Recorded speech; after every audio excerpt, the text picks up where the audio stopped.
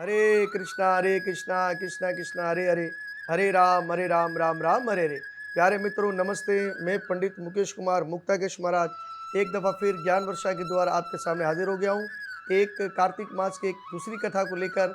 और आप हमारे चैनल को देख रहे हैं, इसको लाइक करें, शेयर करें, सब्सक्राइब करें और आप हमारे संग खुद भी इसका प्रचार कर रहे हैं, तो ज़्यादा से ज़्यादा इसको आप शेयर किया करें ताकि सनातन धर्म का प्रचार ज़्यादा बढ़े। और अब हम आपके लिए लेकर आ रहे हैं धनतेरस की कथा। और धन त्रयोदशी कब है और उसकी कथा हम आपके सामने लेके आ रहे हैं। इससे पहले जो है हम आपको उसको इसके जो समय है, टाइमिंग है, वो अपनी दूसरी वीडियो में ज़रूर देंगे। तो आप इस कथा को ध्यानपूर्वक सुनिए। और धनतेरस से ही जो है वो दिवाली पूर्व का महोत्सव शुरू हो जाता है और 5 दिन ये महोत्सव रहता है। धनतेरस से शुरू हो जाता है तो लोग जो है पूरी तरह से धनतेरस के दिन जो है अपने घरों को साफ़ सुथरा रखना शुरू कर देते हैं। और हम आपको बताएंगे कि इसका क्या विज़न है और धनतेरस में किस प्रकार से माँ लक्ष्मी की पूजा होती है। तो ये कथा आपके सामने रखेंगे और इससे पहले हम थोड़ा मंगलाचरण करेंगे। ओम नमो भगवते वासुदेवाय। ओम नमो भगवते वासुदेवाय। कृष्णाय वासुदेवाय देवकी नंदनाय च नंदगोपकुमाराय श्री गोविंदाय नमो नमः। हे कृष्णा करुणा सिंधु दीनबंधु जगतपते गोपीश गोपिका कांता श्री राधा कांता नमोस्तुते। हरे कृष्ण कृष्ण कृष्ण हरे हरे, हरे राम राम राम हरे हरे। राम बाण नवल बाण लगे बाण और टले काल। बोलो सदगुरु भगवान की जय। आइए प्यारे मित्रों, क्योंकि जितनी भी कथाएं हम आपके सामने रखते हैं वो हमारे शास्त्रों की कथा होती है, पौराणिक कथा होती है, तो हम आपके सामने रखते हैं। आइए धनतेरस, जिसको त्रयोदशी भी कहा जाता है, धनतेरस। धनतेरस कार्तिक मास कृष्णा पक्ष की त्रयोदशी के दिन बनाया जाता है। इस दिन घर में लक्ष्मी का वास मानते हैं।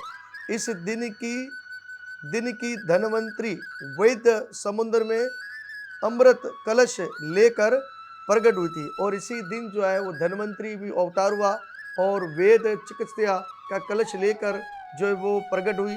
और इसी प्रकार से आप देख सकते हैं जितनी भी जो जड़ी बूटियां हैं और वेद है और जो हिकमत है वो इस धनवंतरी से ही प्रकट हुई थी। तो अतः वे धनतेरस को धनवंतरी जयंती भी बनाई जाती है और पूरे विश्व के अंदर जो है वो धनवंतरी जयंती भी मनाई जाती है।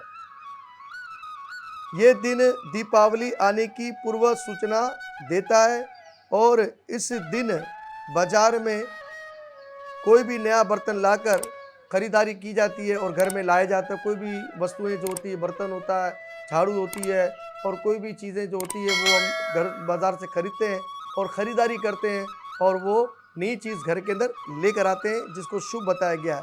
और इस दिन स्वयं लक्ष्मी का घर में वास होता है और लक्ष्मी आपके घर में रहती है। इस दिन बाजार में जाकर कोई भी अच्छा शुभ जो है वो बर्तन लेकर आना चाहिए जिसको शुभ माना जाता है। ठीक है। अब धनतेरस की कथा।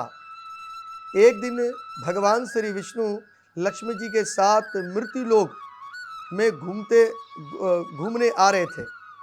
एक जगह भगवान विष्णु कुछ सोचकर लक्ष्मी से बोले, मैं एक जगह जा रहा हूँ और तुम यहीं पर बैठ जाओ, लेकिन दक्षिण दिशा की ओर मत देखना।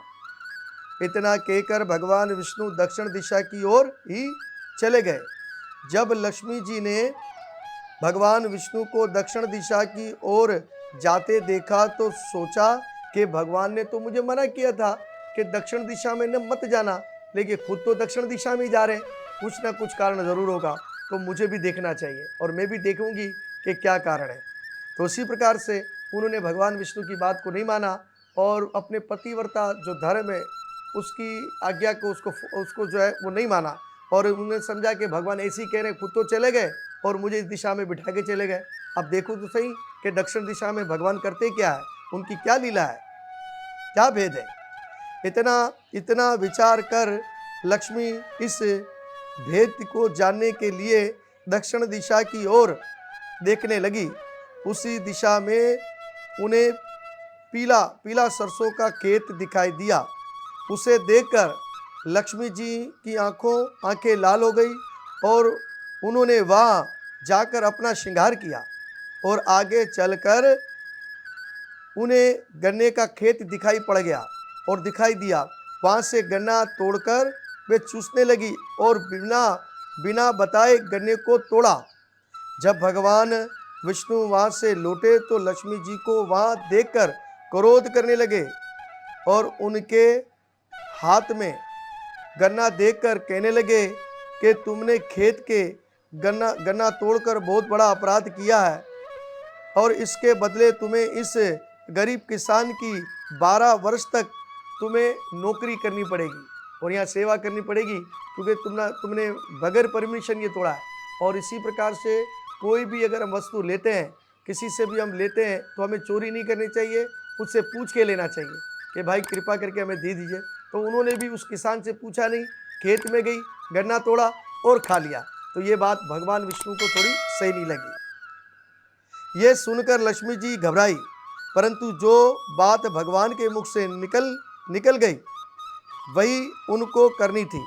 तब भगवान लक्ष्मी को छोड़कर क्षीर सागर में चले गए और लक्ष्मी जी भगवान की आज्ञा मानकर उसी किसान के घर चली गई और उस किसान की नौकरानी बनकर रहने लगी।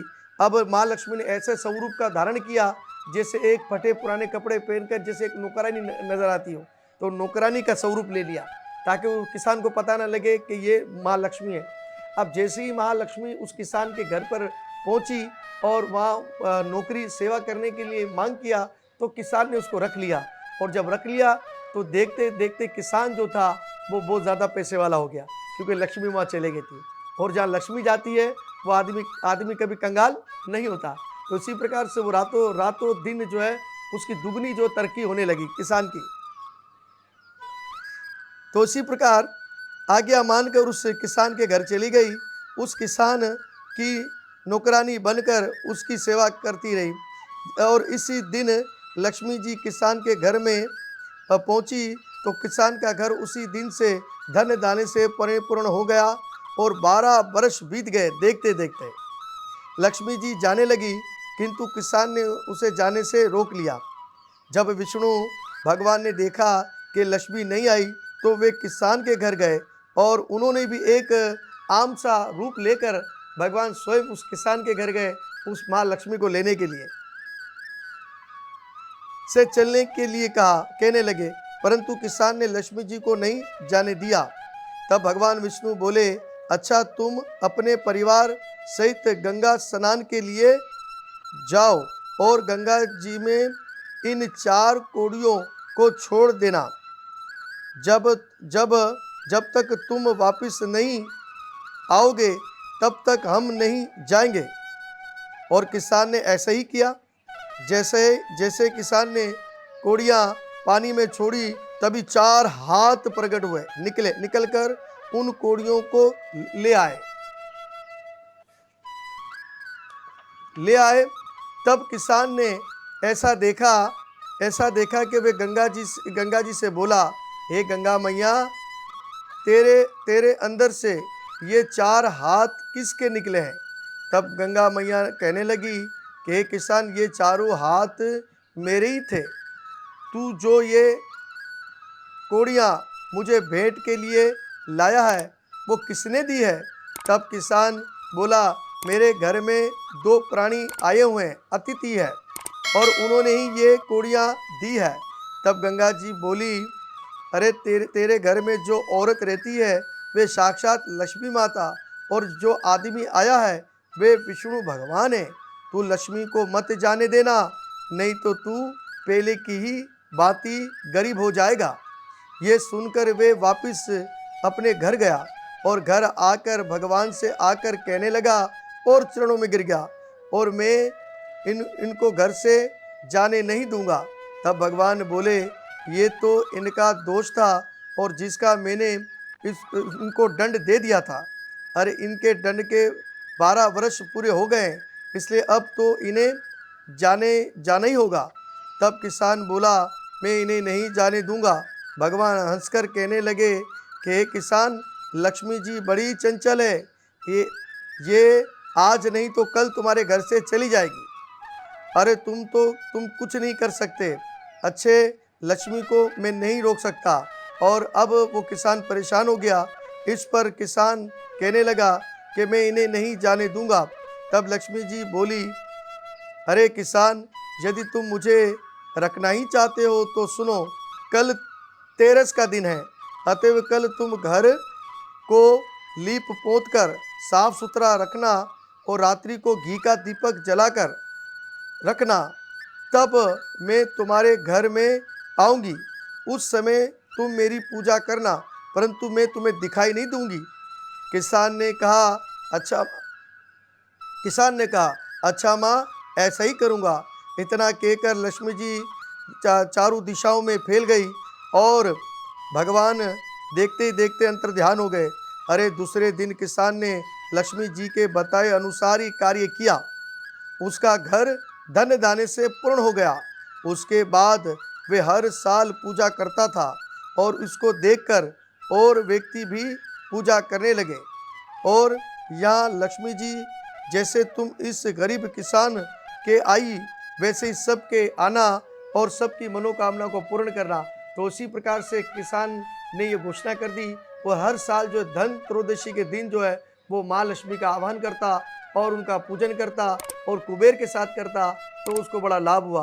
तो उसी प्रकार से धनतेरस के दिन आप भी माँ लक्ष्मी का आह्वान करें कुबेर के साथ और पाठ लगाइए और इसके बाद जो है माँ लक्ष्मी का पूजन करें। तो मैं यही प्रार्थना करता हूँ कि आपके घरों में भी माँ लक्ष्मी का वास हो। और मेरी ओर से और ज्ञान वर्षा की ओर से आपको धनतेरस की बहुत बहुत बधाई हो। और हम अब आपसे विदा चाहेंगे, दूसरी कथा में आपके संग जुड़ जाएंगे। जब तक के लिए हमें आज्ञा दीजिए। जय श्री कृष्णा, जय गुरु नवल।